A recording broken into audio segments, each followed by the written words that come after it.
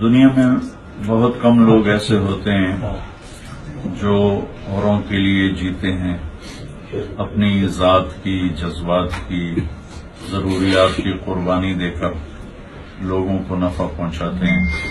ان میں سے ایک حضرت حاجی عبدالوہاب صاحب رحمۃ اللہ علیہ بھی تھے۔ میری زندگی کے کوئی 50 سال ان کے ساتھ گزرے۔ میں نے اور اللہ نے مجھے تاریخ پڑھنے کا بھی موقع دیا، الحمدللہ۔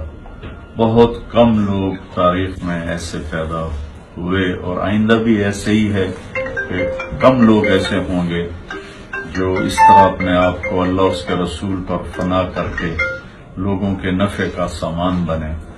انہوں نے اپنی زندگی کا ہر پل، ہر پائی، ہر لمحہ اللہ اس کے رسول کے لیے وقف کر دیا تھا اور اسی میں ان کی جان گئی۔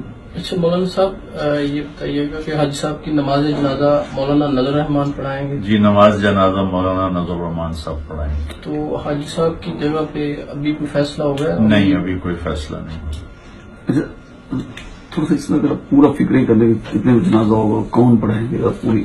جی انشاءاللہ مغرب کی نماز کے بعد جنازے کا فیصلہ ہوا ہے، اور جنازہ ہمارے مرکز کے ان کے بعد سب سے محترم بزرگ حضرت مولانا